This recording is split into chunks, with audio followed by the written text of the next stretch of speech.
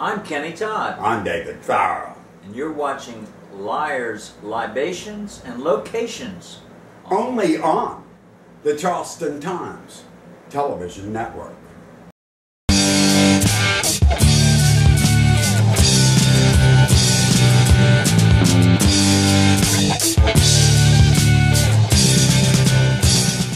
Well, Kenny, I had a good time last week talking about our first time. We never got to me, though, did we?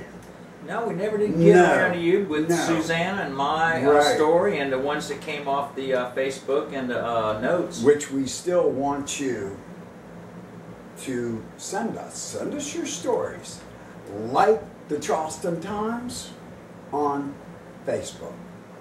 All right? And you'll get so much more from it. Your life will be so improved. Well, just very quickly on mine, because we want to get to another subject. That's right. My first time was, I went to the Little Rebel. You know where that was? L-I exclamation or not, apostrophe L, Rebel.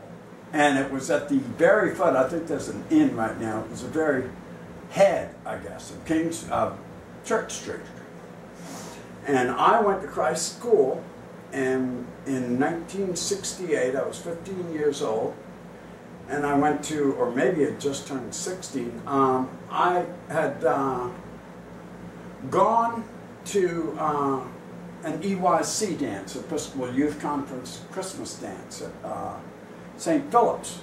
And a friend of mine had stolen a half-gallon of Rebel Yell. And we were all into that. I think we were a little younger, I think we were 15. And we'd had enough Rebel Yell to be brave. And a friend of mine, Crow, comes over and he says, "Hey, how you doing? Let's go to a bar." I said, "Well, 15, dude." He said, No, I can get us in a bar." Like I said, ain't nothing like Dutch cards, is there? God's own drunk. That's right. So, a fearless man. I was a fearless man. So we went up to the Little Rebel. And man, I tell you what, back in those days, this was about 8:30 at night, maybe 9.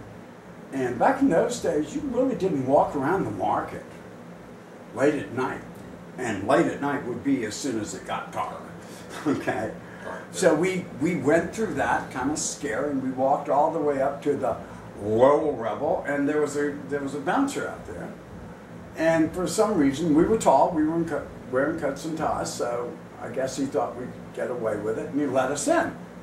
Okay, that was great. Well, we sat down at the bar, big adults, right? Yes, sir. And we each ordered a draft beer, and it was 50 cents a pop. Which, if you remember back then, beer was a quarter a pop. It was a little bit high. Yeah, a little bit high, but yeah, we're in a bar. Yeah. Dude, we're fine. Yeah. Well, this girl, who's dressed, shall we say, provocatively, comes over to my friend Crow and says, "Well, would you like to buy me a drink?"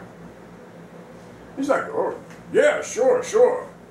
She orders a champagne cocktail for $2.50, which would be about 30 bucks right now. And he looks at her and he says, "I ain't buying no drink for no," and we'll just leave it there. Blankety blank. But, interestingly enough, the bouncer really didn't see it that way, didn't think it was funny. Yes. And so, sure enough, sure as hell, they were going to call the cops. And then I think it hit them that, well, wait, these guys are underage, no, this won't do. And so, sure enough, they threw us out. And I didn't go to another bar or at least until that summer.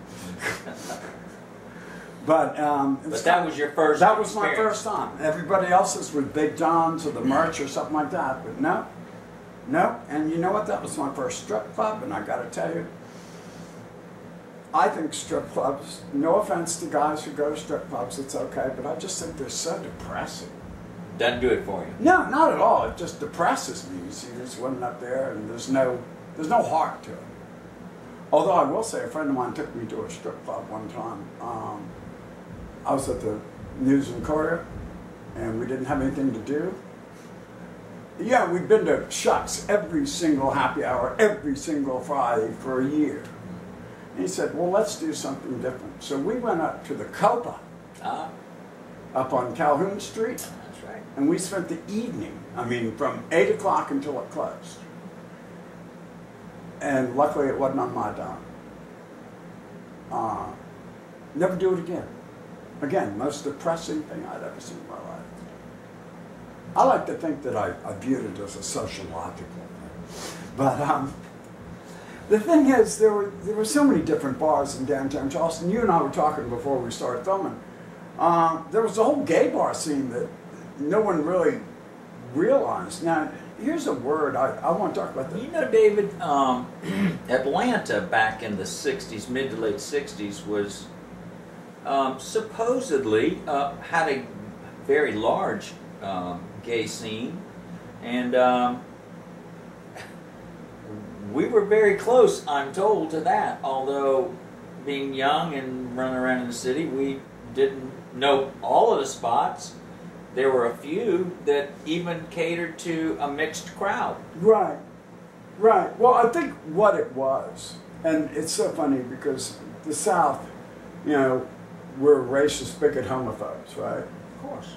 Ask anybody. Really, especially ask anybody north of the Mason-Dixon line. And the thing is, we weren't. I mean, there were gay people running all around, and we never gave it a thought. We may have joked about it a little bit. Get over it, you know. I mean, considering the crap we took, we gave them up. But there were, I guess, gay bars had been around really since as long as I can remember. Well, I they know just didn't make a deal out of it. They weren't advertised, yeah. Well, I don't think now. No, you could do that. I mean, I don't know whether there are any gay bars now. Isn't there Dudley's? I think there's Dudley's down there. It used to be on King Street, but I think it's on Ann Street next to the music bar now. Could be. I don't know. I have no idea if it's even still around. But there was, of course, the Garden and Gun Club, which was originally where Belk's was on King Street. Across from J Street. Right. And right around the corner from Johnny's. Where was that? Johnny's was 77, 78 on Meeting Street, where Himes and all them are now. Himes, yeah, really? Down there, they had because Arthur Ravenel had something down there too. It might have been a building that got torn down for the Charleston place, but it was right there on that little in that block, down from Marianne's. Jules Days had a bar down there too. Oh, really? That same block? Yeah. Now, this wasn't a gay bar. This was just a discotheque and a restaurant that was around the corner from there. Well, there was a place on Hazel Street. Stardust. Is that what it was called? I think it was called the Stardust. And it was that was in between. Yeah, it was in between Meeting and what was it? Meeting and King, right? No, between Meeting and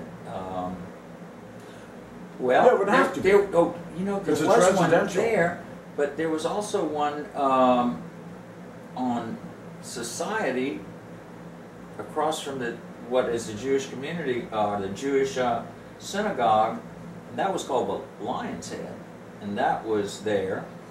The Stardust was over a little further down, as I remember it, but again, it goes back so long. Lion's Head, the Garden and Gun Club, I think they had the Mix at the Arcade Theater, was around for a while, but. Yeah, that was a pure flat-out gay bar. I mean, wondering if we got any people out there that would be so bold as to write us and let us know. What, if you ever, number one, went to one of those gay bars, and number two, what was your experience? Yeah. I had a blast. I remember going to the Garden and Gun Club, and was it the Garden and Gun or Gun and Garden? Garden and Gun. Okay, and that was fabulous because, well, the good thing was, see, you had all the girls come in to hang out with the gay guys because the gay guys were a threat. But then we would come in.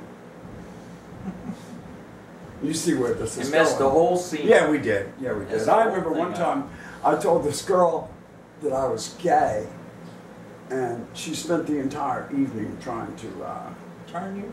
turn me. And she did turn me, by the way. A dirty, low-down trick, dude. I know. Yes. I know.